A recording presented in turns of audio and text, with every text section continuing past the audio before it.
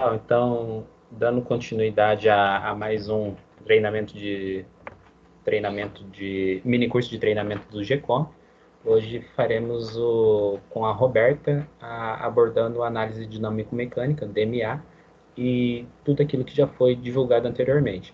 Lembrando a todos que estão participando, o foco desse mini curso era inicialmente propor um conhecimento bem básico, inicialmente para os nossos ICs, né?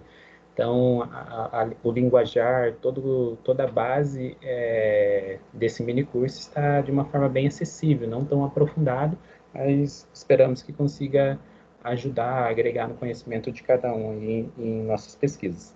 Então, desde já, muito obrigado a todos por participarem e agradecimento também à Roberta por ter se disposto a fazer esse mini curso. Roberta, é contigo.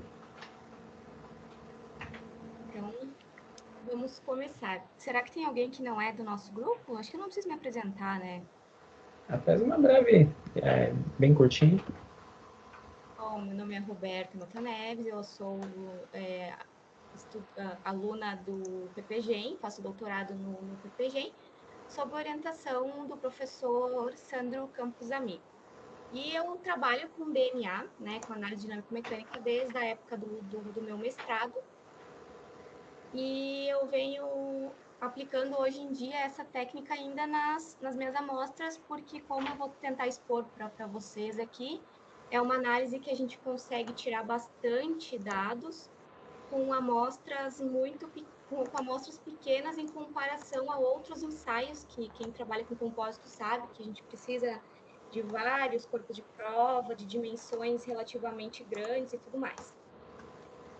Então, o sumário do que será exposto nesse mini curso será, então, por que aplicar a técnica a polímeros e a compósitos? Eu vou fazer uma descrição bem básica da técnica, vou explicar um pouco do equipamento, dos tipos de clamp e os usos para cada tipo de clamp, os parâmetros que a gente precisa entregar para quem está realizando o ensaio e as normas STM que citam esse ensaio. Depois, então, eu vou mostrar o que pode ser retirado de dados. Eu vou plotar gráficos de DMA com vocês. E vou, a pedidos do Josiel, ensinar como eu faço para transformar os meus gráficos do Origin, por exemplo, em ABC, e convertê-los para eu esqueci o nome, qualidade de imagem de 300 dpi, que é o que o mínimo exigido quando a gente vai submeter um artigo, né, para alguma revista. Depois eu vou mostrar como eu analiso os gráficos de DMA, lembrando que tudo que eu apresentar aqui é baseado assim em tudo que eu aprendi, né, até hoje. E algumas dicas de leitura sobre o assunto, onde eu me baseei e me baseio até hoje para conseguir, né, fazer a discussão dos meus resultados. Então, eu acho que quando a gente aplica uma técnica, a primeira coisa que a gente tem que pensar é por que eu estou aplicando essa técnica nos meus materiais. O que eu vou querer observar lá no fim. Então, quando a gente fala de alguma análise térmica aplicada para polímeros e também compósitos de matrizes poliméricas, a gente tem que relembrar daqueles conceitos básicos que a gente, quando começa a trabalhar com polímeros, a gente aprende, principalmente TG, né? Porque a TG, ela é, eu considero, né, e acredito que tem a literatura que deve falar a mesma coisa, a característica, o parâmetro mais importante dos polímeros, porque é a partir da TG que a gente vai conseguir definir a aplicação do nosso material em questão de temperatura. Então, aqui, vocês enxergam o meu mouse? Quando eu aponto? Estamos enxergando sim. Tá. Estamos sim. Então, vamos só relembrar conceitos. Por exemplo, tá? A TG, então, é a temperatura em que ocorre a transição de um estado vítreo do material, no qual as moléculas da fase amorfa não possuem mobilidade, para um estado borrachoso, em que as moléculas da fase amorfa passam a ter mobilidade. Então, a gente tem que pensar assim, A TG do nosso material, na maioria dos polímeros, quando a gente trabalha abaixo da TG, por exemplo, eu vou falar da minha resina, que é epóxi. A minha TG é 140 graus. Então, se eu trabalhar abaixo desses 140 graus, eu vou ter um material rígido, e acima desses 140 graus, eu vou começar a ter um material mais maleável, que a gente chama do estado borrachoso. Então, a gente tem que pensar, por exemplo, como se a temperatura, antes da temperatura vítrea do nosso polímero, né, ele, claro que devido às proporções, eu não vou jogar a minha epóxi no chão e ela vai pular, né? Só para a gente pensar que é um material rígido, então eu vou jogar no chão e ela vai ter uma resposta a esse movimento. Já quando a gente está trabalhando depois da TG em relação ao estágio borrachoso do nosso material, ou elastomérico, enfim, eu vou colocar o meu polímero, eu vou jogar um polímero sobre a superfície e ele vai fluir sobre essa superfície.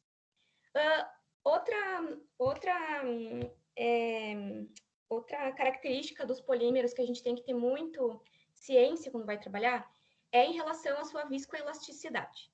Polímeros, materiais viscoelásticos são aqueles que possuem característica viscosa e a característica elástica no mesmo material. E é por isso que a gente fala que os polímeros eles são temperature dependent materials. Então, falando um pouco dos compósitos, vamos pensar, eu tenho um polímero puro, a minha epóxi pura, né? Ela vai se comportar lá num determinado padrão lá de módulos que depois eu vou mostrar para vocês. Quando a gente reforça algum material polimérico, a gente sempre quer buscar alguma propriedade específica. No meu caso, eu busco alguma propriedade térmica ou alguma propriedade por exemplo, deslocar a TG do meu material para maiores valores, para eu conseguir aplicar esse meu material em maiores ranges de temperatura, tá?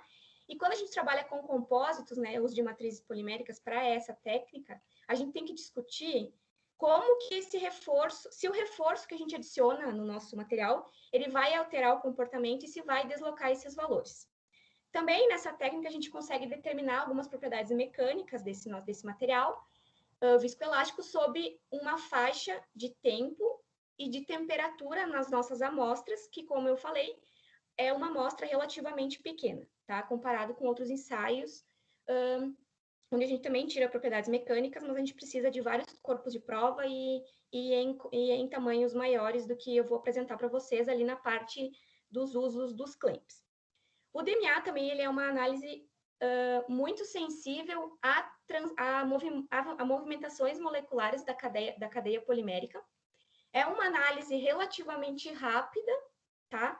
E é uma análise muito versátil, porque a gente consegue determinar módulos de um material em função do tempo, em função de uma temperatura ou de uma determinada frequência que a gente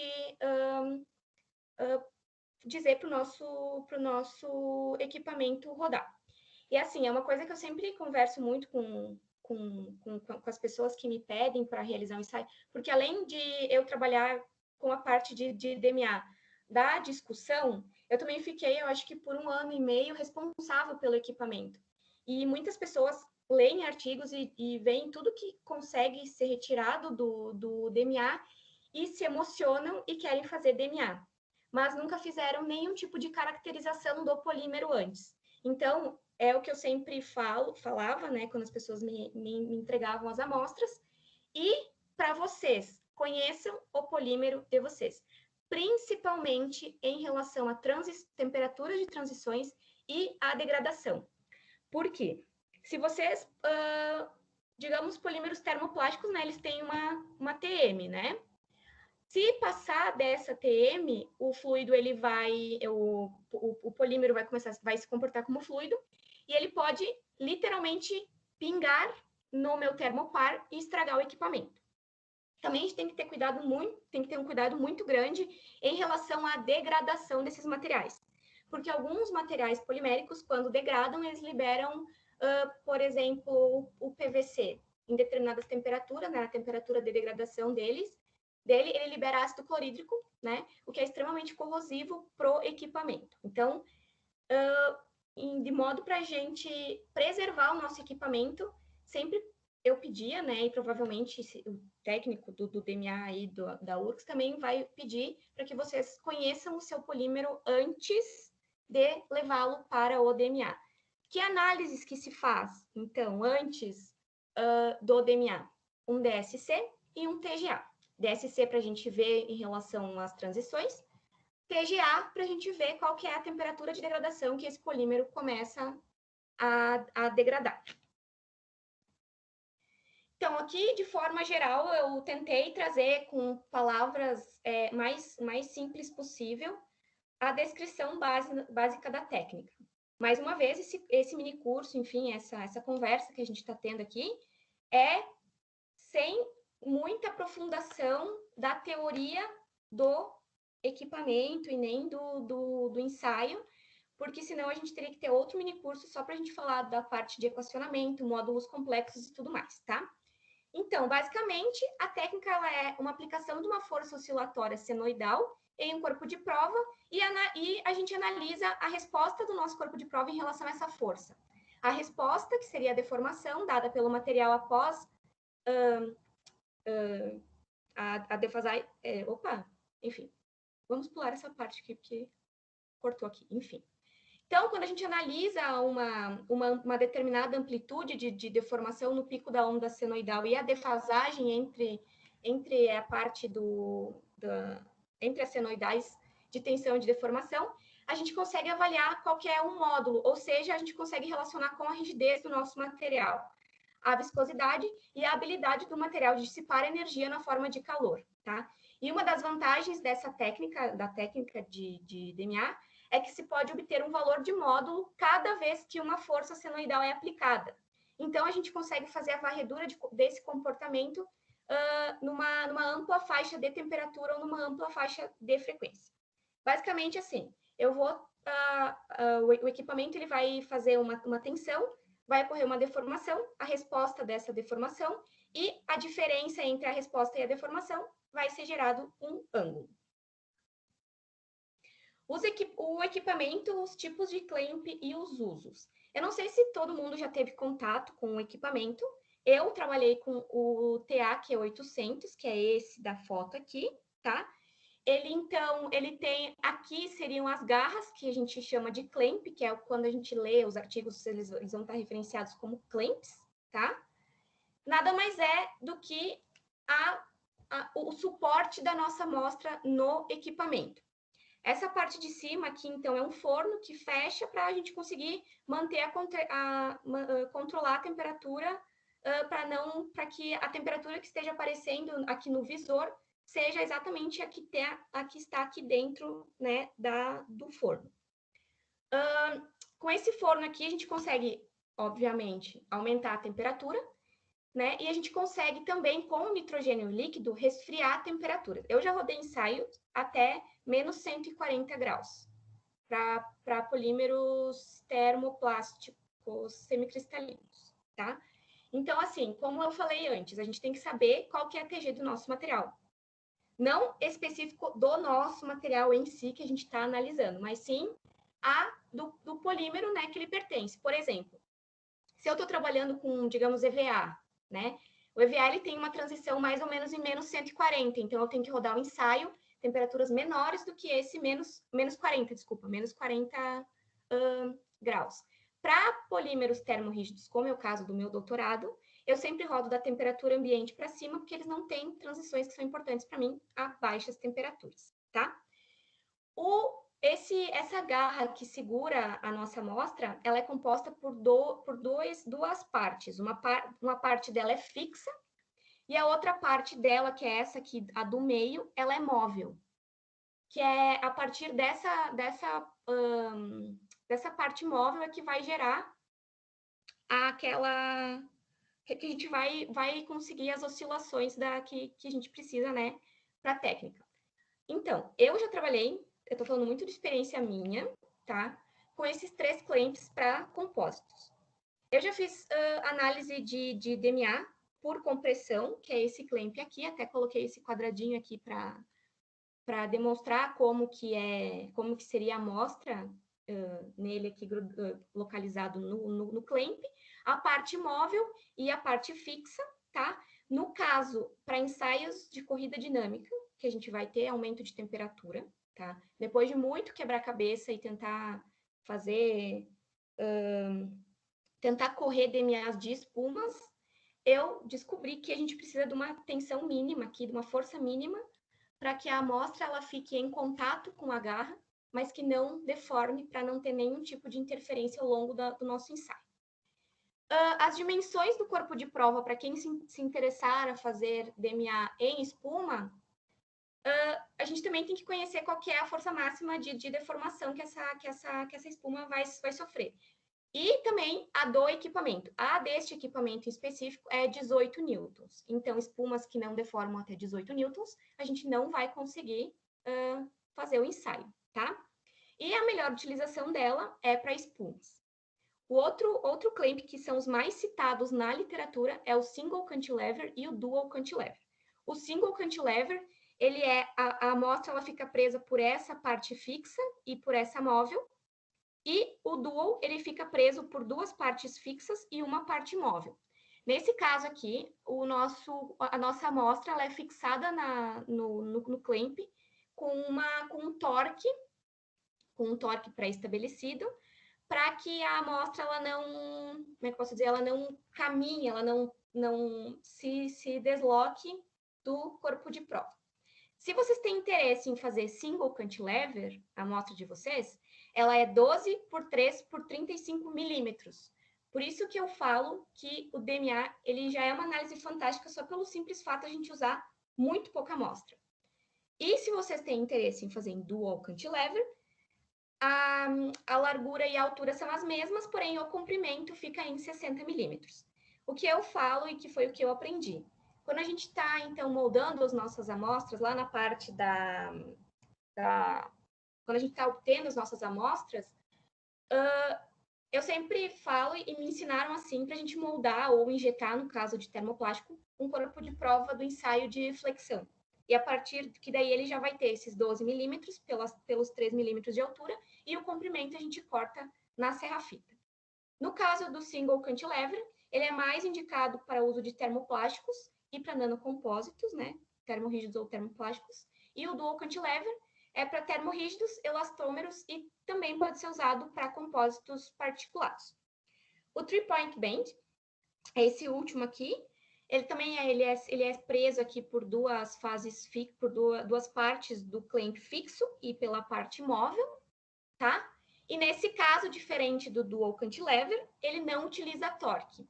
Ele fica solto ali em cima e a gente adiciona, a gente seta lá nos nossos parâmetros uma força mínima para ele segurar aqui e também para que ele mantenha o nosso corpo de prova bem no centro aqui, porque caso tenha esse ensaio a gente consegue também determinar a deformação em milímetros, então ele é muito sensível, qualquer mexida na amostra pode interferir nos nossos resultados, tá? Nesse caso aqui, o corpo de prova é 12 milímetros por 3 milímetros por 65 milímetros de comprimento. E ele é geralmente utilizado por compósitos estruturais, e para laminados de muitas camadas. Quando, por exemplo, a gente faz um ensaio de um laminado com muitas camadas, às vezes essa altura que esse clamp aqui tem, essa abertura, a amostra não passa por baixo, então tem a limitação dessa altura aqui do clamp, né? E também porque a literatura traz que quando a gente trabalha com compósitos laminados muito espessos ou compósitos estruturais, esse daqui, ele é o melhor clamp justamente por ele não utilizar aquele torque inicial para segurar a amostra. Quando as pessoas me pedem para fazer esse ensaio, eu sou muito chata em relação a essa parte do trabalho, tá?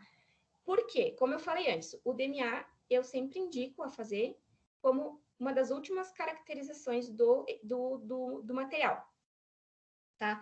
Então, assim, quando chega lá as amostras para mim, enfim, né, as amostras para mim, eu sempre tentava, assim, discutir em relação ao clamp. Por quê? Porque a escolha de um clamp errado ou não tão aplicável à amostra que a pessoa está tentando analisar pode gerar resultados ruins no final da amostra, do ensaio, né? E principalmente quando é usado o nitrogênio, porque o nitrogênio, né, a gente paga por litro.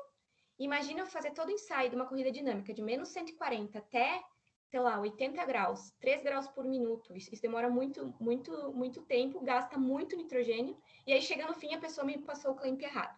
Então, quando vinha para mim as amostras, eu sempre conversava em relação ao tipo de clamp. Depois eu vou, acho que é no próximo slide.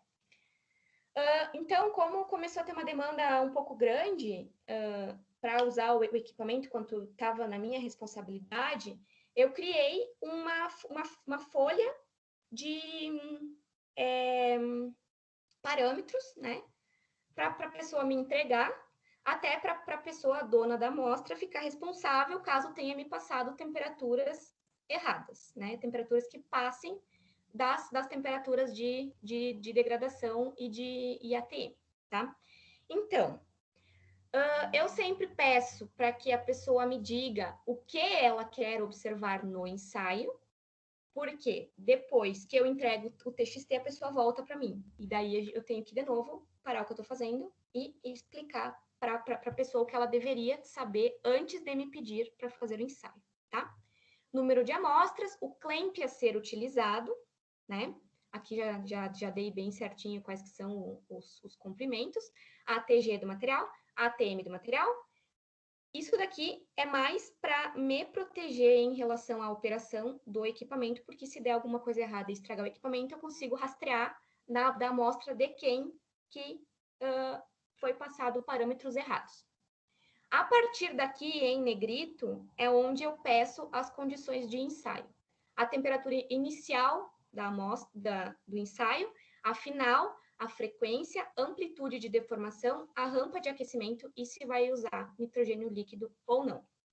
Existem normas ASTM que falam sobre o DMA, citei elas aqui, mas a gente não vai, só para vocês saberem que existe, elas estão aqui, caso vocês tenham dúvidas ou vocês queiram ler a técnica, a norma, enfim, tá aqui, vai ficar gravado, vocês procurem o número, né, e sejam felizes.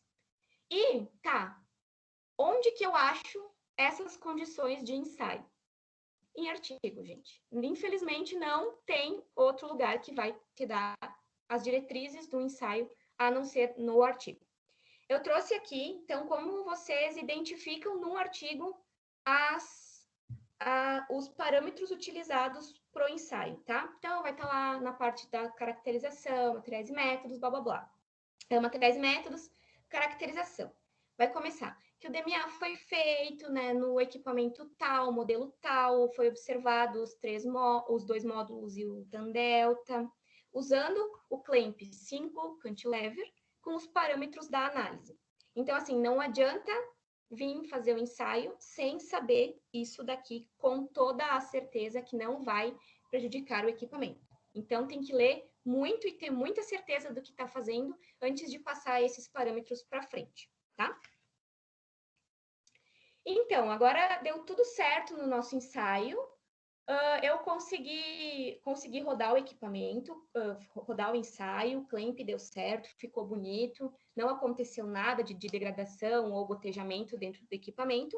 O que vai sair lá na tela do equipamento é este gráfico aqui, tá?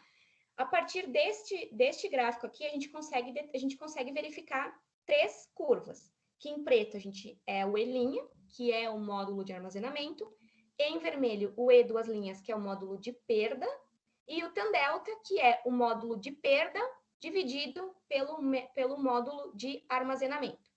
Se não desse esse módulo de perda lá no equipamento, vocês iam pegar essa curva aqui do módulo de perda, dividir pelo módulo de armazenamento e ia dar exatamente a mesma curva, tá? Mas o que é esses módulos? O que isso me diz sobre a minha amostra, tá?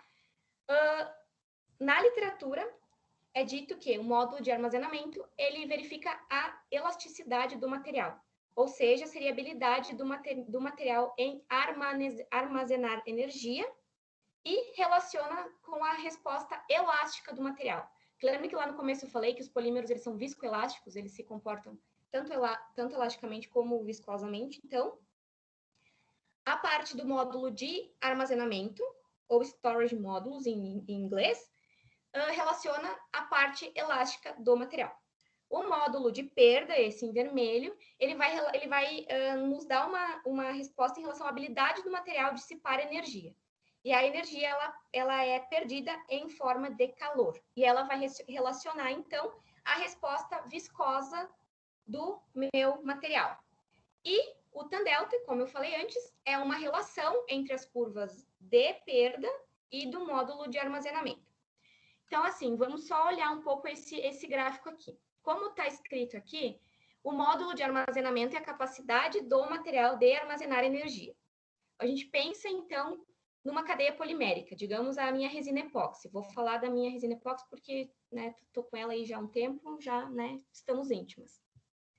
As cadeias da minha resina epóxi, lá no começo, a 40 graus, aqui 30 graus, elas estão extremamente empacotadas, tá? Elas estão lá bem no começo.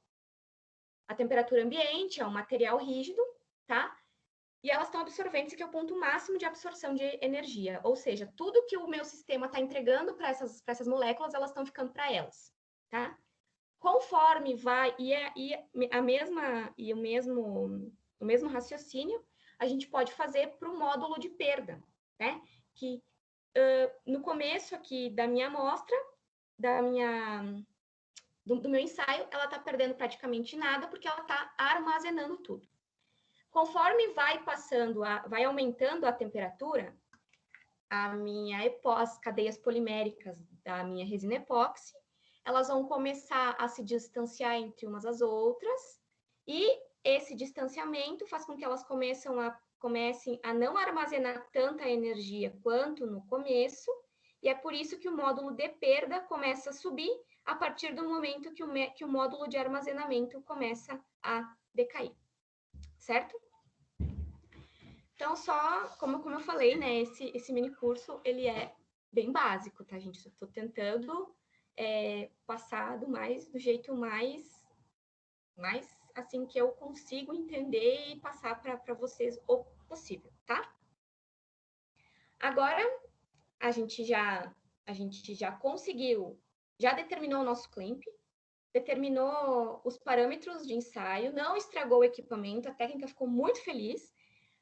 Quando acabar o ensaio, a pessoa responsável vai te passar um TXT. E é aí que o problema começa, né? Porque o TXT, ele é enorme, tá? É isso aqui. Vocês estão enxergando aí? Pessoal? Tá sim, Roberto. Tá. Já tá no bloco de notas. Então, digamos que eu fiz isso, que eu tenha rodado esse meu ensaio, né? Não fui eu que fiz, o ensaio dei para outra pessoa fazer, enfim. Lá no começo do coronavírus. E eu nunca mais mexi nesses dados. E agora, quando eu preciso plotar o gráfico, que o professor está me cobrando o artigo, eu nem me lembro que clamp eu usei, não me lembro que literatura eu me baseei. Calma. Tá tudo no TXT, não precisa decorar, não precisa anotar nada. Tá? Pelo menos no TAQ 800, que é o que eu tenho intimidade para falar. Tá? Então, aqui, né, nesse TXT aqui inicial, vai dar o clamp, que vai estar escrito o clamp que vocês utilizaram, o tamanho da amostra, qual foi o programa utilizado para rodar, que no meu caso foi de 30 graus a 200 graus, com uma rampa de aquecimento de 3 graus por minuto, com uma isoterma de 5 minutos em 30 graus para equilibrar o sistema, tá? Então, com esse meu TXT todo aqui, como que eu passo isso para o Origin para começar a diversão do pós-graduando e ICs? Vocês vão selecionar como eu faço, tá, gente? De novo, como eu faço. Cada coluna dessas aqui vai estar relacionada nessa parte aqui em cima, tá? Então, vamos assim, ó, a coluna 1, essa daqui, é o tempo. A 2, temperatura. A 3, o módulo de armazenamento e assim por diante. Quando a gente plota um gráfico de DMA mais básico possível, tá? A gente precisa da temperatura, a gente precisa do módulo de armazenamento, do módulo de perda e do tan delta, tá? Então, eu tenho que anotar um papelzinho ali que eu vou precisar das colunas 2, 3, 4 e 6, tá? Anotei isso. A gente deleta todo o cabeçalho, tá? Porque senão o Origin, ele puxa tudo isso daí, aí fica uma confusão de dado, tá? Vocês vão deletar todo o cabeçalho e eu não sei explicar o porquê, mas o Origin não lê ponto, ele lê só no formato vírgula. Então, eu preciso trocar todo esse meu TXT, em vez de pontos, vírgulas. Então, a gente vai clicar Ctrl H, vai aparecer essa telinha aí. Vou localizar tudo que é ponto e substituir tudo por vírgula. Substituir tudo. Fechar.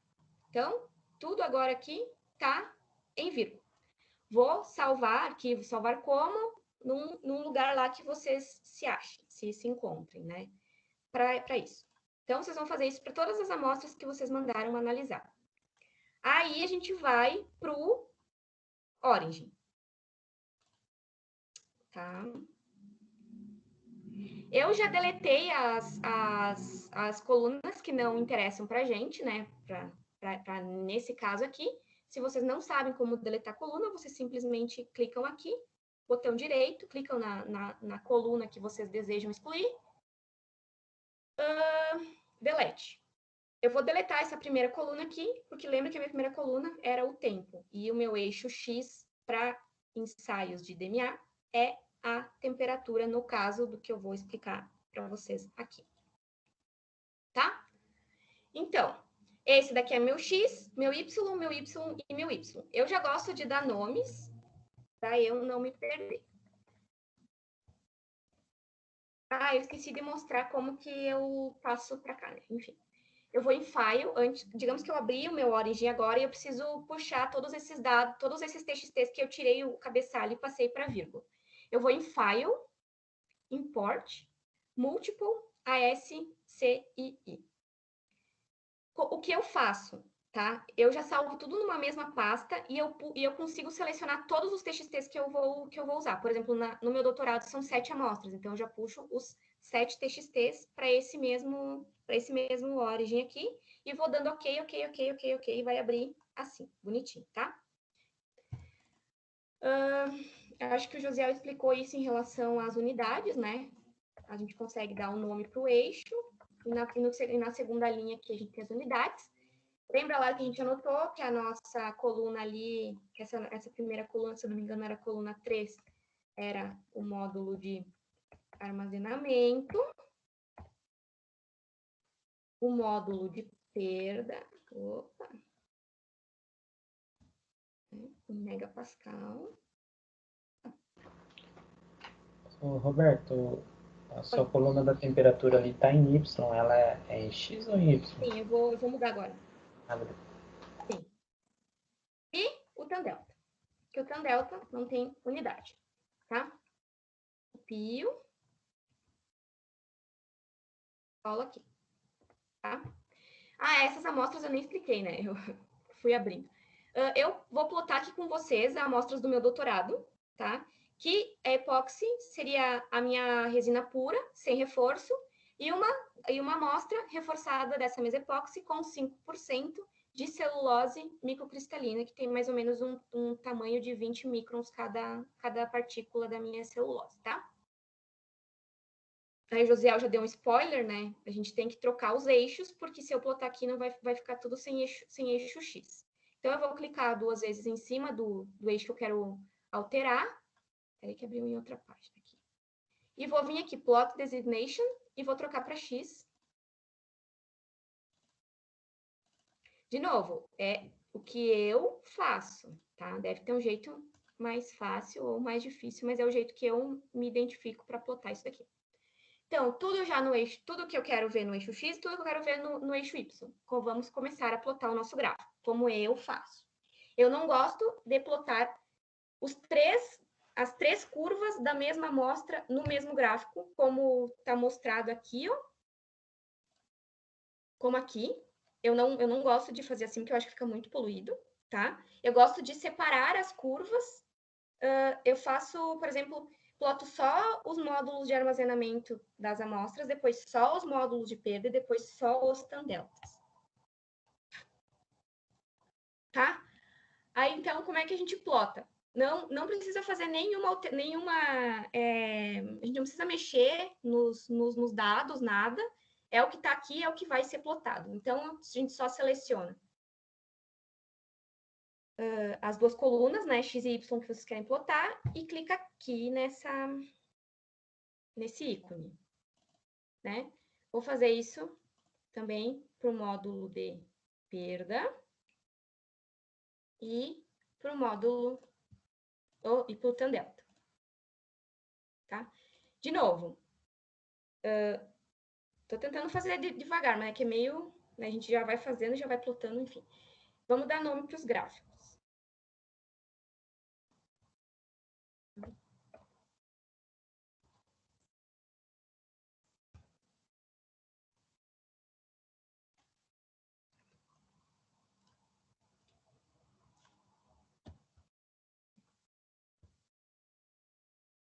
Não é difícil fazer tutorial, Jesus.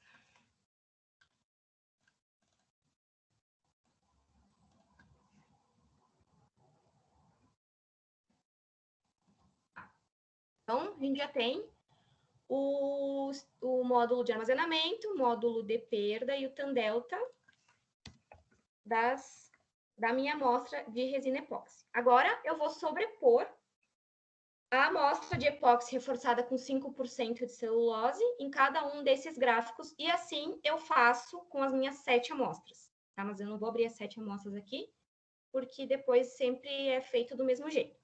Como que eu sobreponho uma amostra sobre a outra? Eu vou clicar aqui no 1, botão direito, Layer Contents.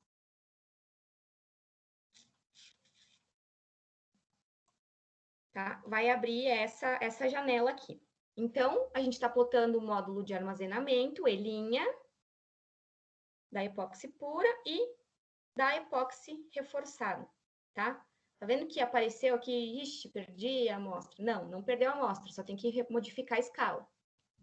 Aí aqui a gente vai meio que no sentido aqui para a gente descobrir onde que parou essa minha curva. Aqui eu já sei, né?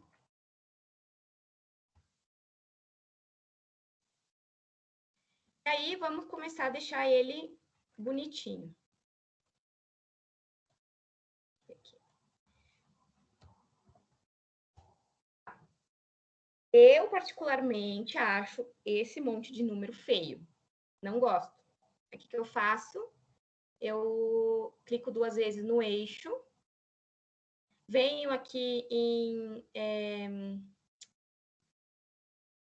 nesse valor aqui, que é o quanto ele vai...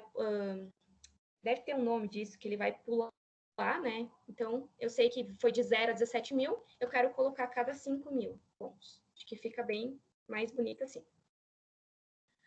E agora, qual é qual? Qual é a minha epóxi? Qual que é a epóxi reforçada com a celulose? Se você se perdeu, eu me perco muito nisso daqui, é só clicar em cima, que ele vai dizer o nome aqui, ó, o nome que vocês abriram o TXT. Então, eu gosto de ir sempre dando nome para eu não me perder nas minhas próprias amostras. Aí eu venho aqui, só vou trocar a cor, só para a gente não perder muito tempo. Peraí que eu vou botar, fazer o contrário, porque preto na amostra pura e colorido na amostra reforçada. Tá, agora a gente vai dar o nome aqui.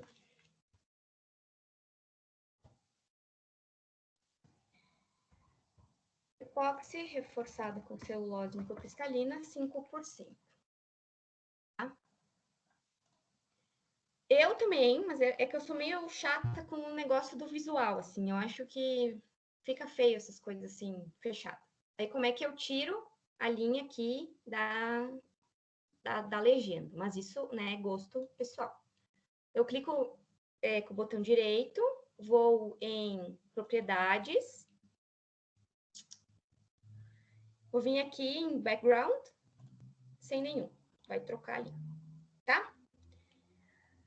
O meu ensaio começou em 40 e terminou mais ou menos em 190. Às vezes o equipamento se manda sozinho e para o ensaio. Aí eu gosto de deixar assim bonitinho, mas não muito no começo da minha curva. O que eu faço? Se começou em 40, eu vou botar 35 e vamos aí até 200 e 200. Aqui é para trocar daí o eixo aqui da escala X do nosso gráfico, tá? Para a gente trocar os nomes dos eixos, eu já gosto de deixar bonitinho lá aqui, porque ele já puxa o nome que está nesse datasheet aqui direto pro gráfico, certo? Agora, eu também gosto, né, mas é muito particular, de plotar, então, por exemplo, tudo que é DMA numa figura só. Então, essa daqui vai ser a minha figura A.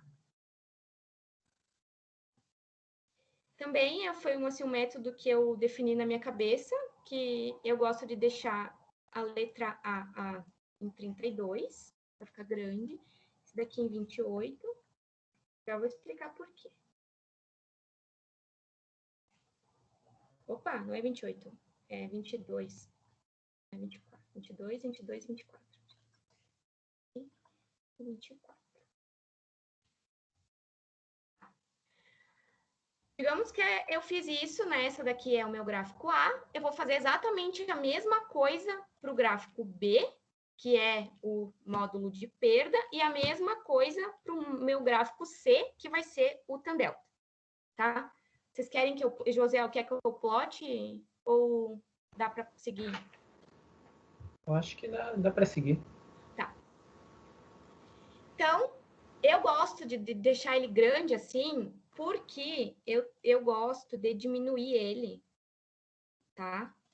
Eu não faço ideia como é que tira esse C e nem o que significa isso. Aí o que eu faço? Eu clico em cima do gráfico e vou puxando para o lado até esse C sair aí da minha área do gráfico. Isso que eu ia te perguntar, por que aparece esse C? Não faço ideia. Não faço ideia. Então, o José, eu acho que mostrou como exportar alguma coisa aqui do Origin, né? Mas eu faço um outro jeito. Todos os Windows, eles têm uma ferramenta chamada ferramenta de captura. Se vocês forem ali no Windows, de vocês digitarem ferramenta de captura, vai abrir isso daqui. Calma, que demora, né? Que eu consigo, então, selecionar a área que eu quero da minha tela sem precisar tirar print e cortar o resto. Ela vai selecionar só o que eu tenho interesse efetivamente da minha tela. Tá? É essa daqui, a ferramenta de captura. Aí a gente vai em novo, tá? Seleciono só o que eu quero aqui.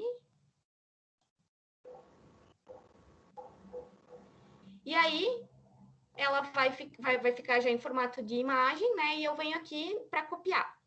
Aí eu vou abrir o meu Paint e vou colar lá essa imagem, a imagem B, que é o módulo de armazenamento de perda, e a imagem C, que é o tan delta, tá?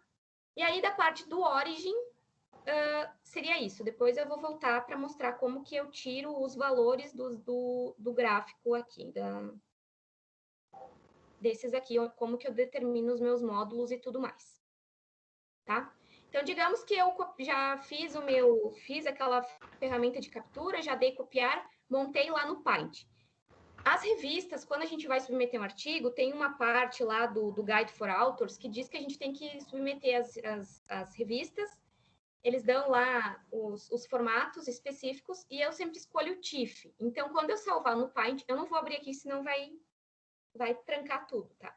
Quando for salvar lá no Paint, vocês vão montar a figura A, B e C, uma embaixo da outra, vão lá em File, Save As, coloquem o nome e salvar em modo TIFF, porque, se eu não me engano, o Paint puxa em bit, eu acho que é, tá? Essa informação do TIFF é muito importante, porque quando a gente salva essa nossa imagem pelo Origin, pelo Paint, tá? Ele vai salvar com uma qualidade relativamente baixa, que é 96 DPI, não sei se tem plural. E as revistas pedem que o mínimo de resolução que a gente submeta as nossas figuras nas revistas seja em 300 DPI. Depois de assistir um monte de vídeo e enfim, salvar as imagens para tentar salvar essas imagens em uma resolução maior, eu descobri, deixa eu só passar. Isso daqui era o que eu ia mostrar se tivesse rodado o vídeo aqui de plotar, tá? Então, só esqueça. Ah, tá, o que eu expliquei ali do Paint, vai lá, copiar, copia, salvar em TIFF.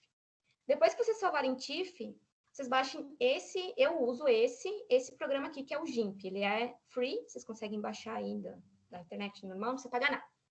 Esse programa aqui, ele vai converter a minha imagem salva em Paint de 96 dpi para os 300 dpi.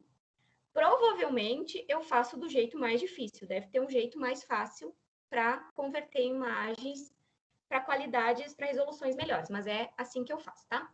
Aí, eu vou pegar esse meu programa. Ele vai abrir, tem o fundo todo preto. Eu vou lá em abrir imagem, como, tudo mais. Vou clicar em imagem, redimensionar imagem. E quando clicar em redimensionar imagem, vai abrir uma tela assim, tá? E se vocês notarem ali, se vocês forem usar esse programa, vocês vão ver que vai estar nos 96 dpi que puxa do Paint, tá? Vocês vão trocar para 300, 400, 600, quanto vocês quiserem, desde que o mínimo seja 300 dpi, que é o que a revista pede. E vai em redimensionar. Depois que vocês redimensionaram essa imagem, vocês vão em imagem, aquela primeira lá, arquivo, exportar, vão dar um nome para a imagem que eu sempre coloco, por exemplo, se eu salvei essa imagem aqui como figura DMA, eu vou salvar a figura DMA 300 dpi, para quando eu for submeter o meu artigo, eu não me atrapalhar e enviar uma imagem ruim, tá? Aí vocês vão lá, exportar, coloquem o nome que vocês quiserem, enfim. Vão em exportar e daí vai aparecer uma imagem assim, aí coloca nenhum exportar. Depois que vocês fizeram isso, vocês vão só comparar como que ficou a versão salva pelo Paint e a versão salva pelo GIMP. Vocês vão clicar em cima do ícone da figura, com o botão direito, propriedades. Aí vocês vão em detalhes e aqui vai dar qual que é a resolução final da imagem de vocês. Então, a salva pelo Paint puxa, salva em 96 dpi e as salvas por esse programa aqui salva em 300 dpi, certo? dpi, não sei. Tá. Agora, a gente já fez o ensaio, plotou o gráfico, exportou, já tá bonito para a gente submeter na revista. Vem a parte da discussão dos resultados, né? Que eu acho que é a parte mais importante. E eu vou mostrar como que como eu falei, esse seminário, assim, é muito, esse mini curso é muito da minha experiência pessoal, tá? Como eu analiso um gráfico de DMA. Eu gosto de analisar os gráficos todos separados, tá? O módulo de armazenamento, uma explicação para o módulo de perda e uma explicação para o TAN-delta. Eu não gosto de discutir em relação a aumentou ou diminuiu o módulo. Eu gosto de discutir em relação a cadeias poliméricas envolvidas nesse processo, tá?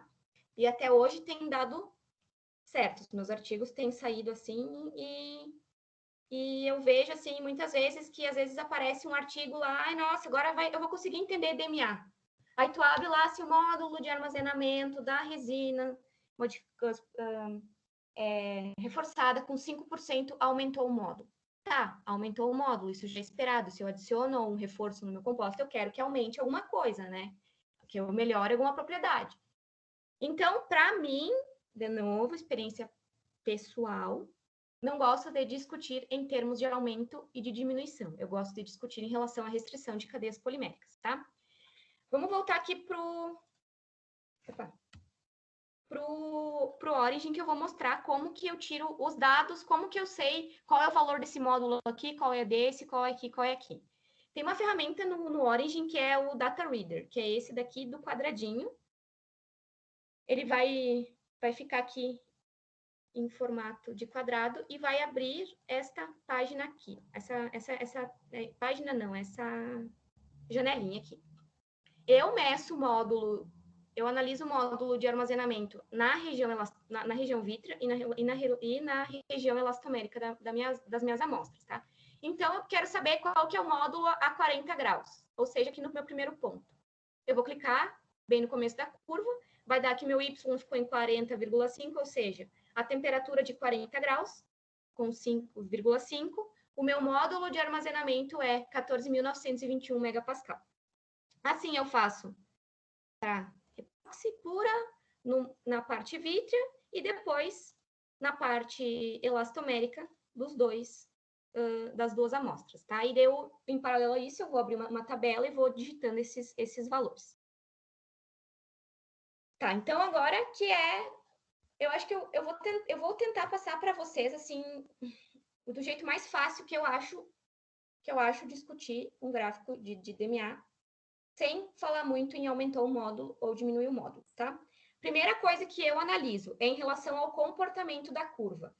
Quando a gente começa a fazer DMA e começa a ler sobre DMA e começa a discutir resultados sobre DMA, enfim, se aprofundar um pouco mais na técnica, a gente olha essa curva aqui, e eu, como já trabalho há muito tempo, eu consigo determinar quais que são as regiões da minha amostra, onde que ela é vítrea, onde que ela é de transição e onde que ela é elastomérica, tá? Então, assim, antes desse decaimento aqui, desse decaimento maior, quer dizer que a minha amostra ainda ela está na região vítrea, ou seja, as cadeias ainda estão mais empacotadas. Conforme vai aumentando a temperatura, tá? Essa região vítrea, o empacotamento das cadeias, elas não ficam mais tão juntas e vão começando a ficar mais soltas, e aí chega na região de transição, que é a partir dessa daqui que a gente vai tirar a nossa TG. E faz sentido se a gente pensar no que eu expliquei lá no começo. Acima da TG, temperaturas abaixo da TG se comporta o material vítreo, temperaturas abaixo da TV como materiais como parte elastomérica do material. E por último ali, aquele platô final, a região elastomérica. A região de transição eu não discuto em relação a módulo de armazenamento, e sim a módulo de perda, depois eu vou explicar por quê, tá? Então, só com isso eu já consigo escrever um parágrafo tranquilo da minha discussão. Que, por exemplo, assim, nesse caso aqui, as amostras seguiram mais ou menos o mesmo padrão, começando então compreendendo a região vítrea entre 40 e 120 graus, a região de transição entre 120 e 160 graus, e a partir de temperaturas acima de 60 graus, começa então o platô elastomérico. Caso vocês tenham passado algum parâmetro errado, ou se passaram nessa temperatura na hora de vocês entregarem para o técnico lá, esse platô, esse finalzinho aqui, ele vai começar a se estender e vai cair. E é nessa caída aí que dá o problema no equipamento. Então, é sempre bom você analisar a região vítrea, né? Porque no caso da epóxi aqui, ela vai passar desde 40 até 120, conforme vai aumentando a temperatura, vai decaindo essa curva, e eu paro um pouco antes dos 200, porque eu prezo pelo equipamento, tá? Então, aqui a gente, nessa primeira discussão, a gente consegue discutir em relação às temperaturas que cada região do material compreende. Depois, então, que eu fiz essa discussão em relação à região vítrea, região de transição e a região elastomérica, eu vou efetivamente para os valores, que, conforme eu mostrei antes, como eu retiro os valores daqui, das curvas. De novo, eu gosto de discutir valores para módulo de armazenamento, tanto na região vítrea, quanto na região elastomérica, tá? Então, a gente já plotou o gráfico, tirou os dados, e é essa tabela aqui que a gente plotou, né? Que a gente, enfim, colocou os dados aí, né?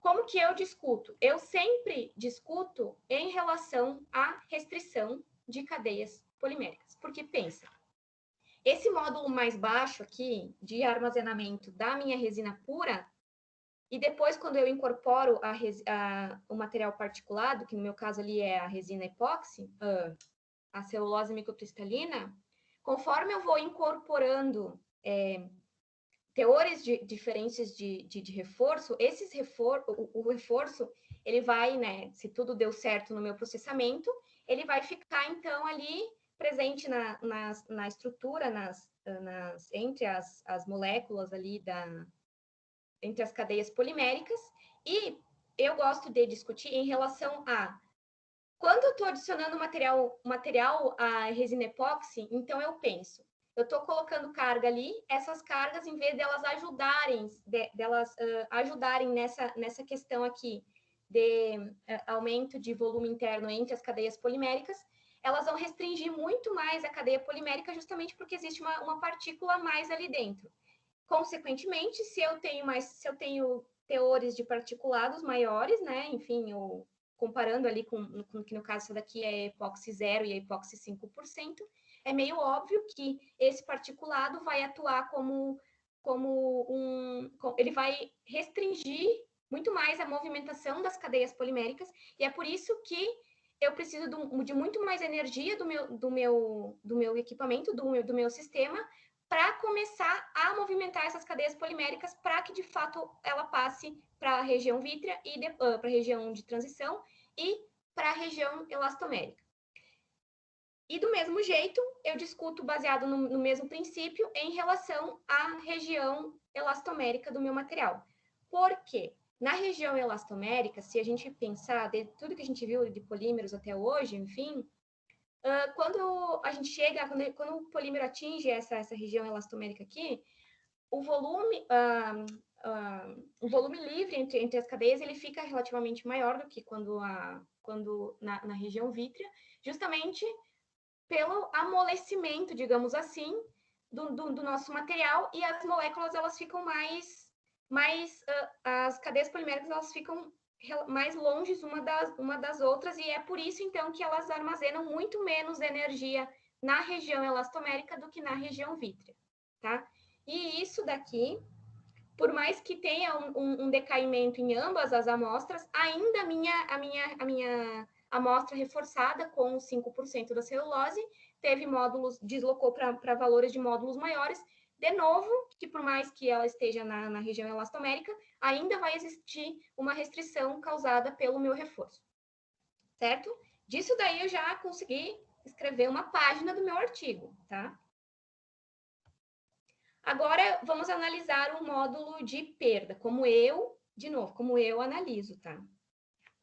Depois, se alguém quiser falar se analisa diferente ou ficou com alguma dúvida, enfim, a gente vai abrir ele no fim para uma conversa, tá? Aqui no módulo de perda, eu não discuto em relação à região vítrea e região elastomérica. Eu discuto apenas na região da transição, que seria a TG. Se vocês pegarem uma daquelas normas ASTM que está citada ali no texto, nos slides anteriores, ela vai dizer que a TG é medida pela curva, pelo pico máximo da curva de tan-delta. Eu não gosto, eu acho que não é o mais correto, porque a literatura traz que esse ponto máximo das curvas, esse pico que é característico do módulo de perda dos materiais poliméricos, a literatura atribui ele ao máximo de mobilidade de cadeia polimérica, ou seja, é aqui que vai começar, de fato, a ele passar do estágio vítreo para o estado borrachoso, do elastomérico, enfim. Então, quando eu estou analisando uma curva de módulo de perda para polímeros, né, enfim, eu gosto de discutir, além disso, que a TG desse material, né, que então eu vou clicar lá com aquele data reader bem nesse pico aqui e nesse pico aqui, e vou pegar o valor dado no eixo X, e também em relação à altura desse pico, que seria, então, o valor efetivo de módulo de perda do material polimérico. De novo, eu ploto aqui eu passo aqueles dados para cá, para uma tabela, e vou de novo discutir, mas agora em relação à altura e à TG. Em relação aqui à altura, então, maiores teores do meu material, ele vai fazer com que esse valor de módulo de perda também aumente, e também eu discuto em relação, então, quanto maior vai ser esse pico aqui, maior vai ser a dissipação de energia do compósito pela interface matriz. Maior vai ser a dissipação de energia do compósito pela interface da fibra matriz, tá? Então, tem gente também que gosta de discutir fatores de adesão e, enfim, a parte de modificação química também aqui por essa altura. E é sempre em comparação à resina sem reforço, tá? E a TG aqui, de novo, medir aqui, e eu discutiria, então, que o meu material, novamente, uma celulose cristalina é um material particulado, que, de novo, vai restringir a questão das cadeias poliméricas, e no caso aqui do meu compósito reforçado por 5% de celulose cristalina, aumentou cerca de 10 graus a minha TG, tá? Mas também não dá para forçar muito, né? Não vou ficar discutindo horrores, né? Inventando teorias da conspiração aí, que meu material melhorou e quero vender esse meu material para uma empresa. A gente tem que ter muito na cabeça que, às vezes, né, como é o caso desse equipamento, os 10 graus está dentro do erro do equipamento. Então, digamos que, se fosse comparar e levar em consideração o erro do equipamento, não teve mudanças significativas na TG. Mas, se a pessoa quer forçar muito, né, consegue fazer uma discussão aí que celulose cristalina é material particulado, que vai aumentar essa restrição das cadeias poliméricas, que vai pegar essa minha TG e deslocar para valores maiores e tudo mais. Mas daí, provavelmente, não vai passar pelo revisor do artigo. E, finalmente, os gráficos de tan-delta, tá? Como eu falei, o tan-delta nada mais é do que a divisão, do que dividir o módulo de perda, que eu mostrei anterior, pelo módulo de armazenamento. A partir do tan-delta, a gente consegue discutir em relação à altura de pico e de largura de pico, tá? Então, as propriedades de amortecimento, né, que seria que o tan-delta também é chamado de amortecimento, dumping, cada pessoa escolhe um jeito e chama ele. As propriedades de amortecimento do material fornecem um equilíbrio, né, entre as fases elásticas e a fase viscosa de uma estrutura polimérica. Depois de muito ler sobre, eu cheguei à conclusão de que quanto maior a altura do pico, maior vai ser essa diferença entre os módulos, dizendo então que a resposta viscosa desse meu material ele predomina sobre a elástica. Sempre comparando um pico de uma amostra com um pico da outra. Eu não posso sair discutindo esse pico sozinho aleatoriamente. Tem que ser sempre comparado. Então, por exemplo, aqui, em relação à altura do pico. Maiores picos, maiores diferenças, a resposta viscosa predomina sobre elástica. O que eu discutiria? Eu olharia os meus resultados. A partir disso, então, do módulo da curva de tan-delta, pode ser que a altura do pico, que é a altura do pico da minha resina epóxi pura, ela foi maior do que a reforçada, demonstrando, então, que a resposta viscosa desta minha amostra, em comparação com esta minha amostra, predomina sobre a elástica, e assim vai. E em relação... também, outra coisa. Se a gente consegue avaliar a altura do pico, a gente consegue... para maiores alturas, a gente consegue também para menores picos. Sempre, friso, em comparação com a nossa resina pura, com a resina reforçada com 0% de reforço. Depois também de muito ler e me aprofundar no assunto, cheguei à conclusão que quanto menor a altura do pico do compósito em relação à resina pura, a transferência de tensão vai ser mais eficiente entre a matriz e o reforço pela interface. Isso significa, então, que a interface está atuando de maneira mais efetiva em compósitos que possuem a altura do pico menor do que a da resina pura.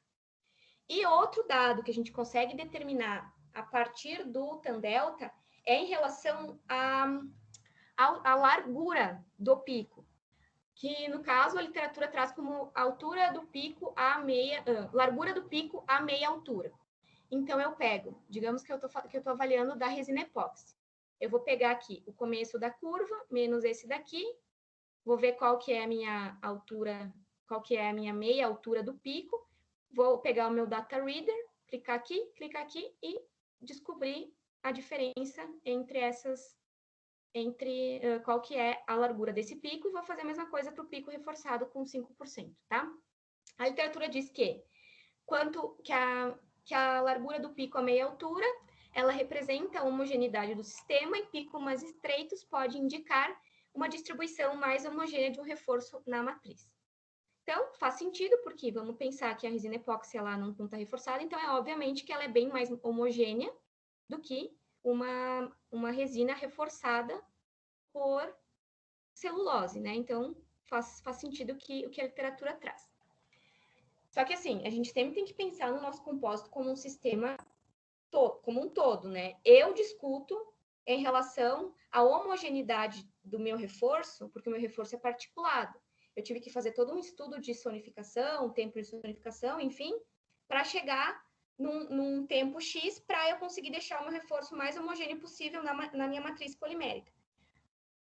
Ao meu ver, não faz muito sentido fazer essa mesma comparação e até determinar essa largura de pico, que representa a homogeneidade, para compósitos laminados, porque o compósito laminado ele é homogêneo, se for pensar em relação a um compósito particular.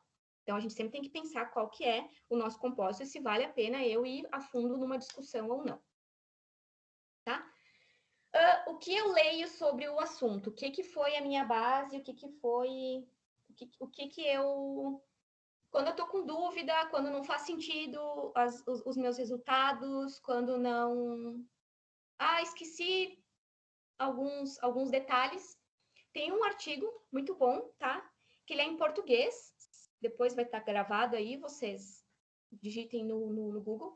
Aqui dá toda a questão de equacionamento, de módulo complexo e tudo mais, que eu não falei lá no começo, porque o intuito não era esse, tá? Ele está em português, uma linguagem bem fácil. E aqui também ele até fala um outro módulo, nesse artigo aqui, que o DMA opera, que é o módulo influência, tá? Esse livro aqui também é um que eu uso, que é o do Menard, tá? Que é Dynamic Mechanical Analysis, a Practical Introduction. Ele está em inglês, obviamente, né?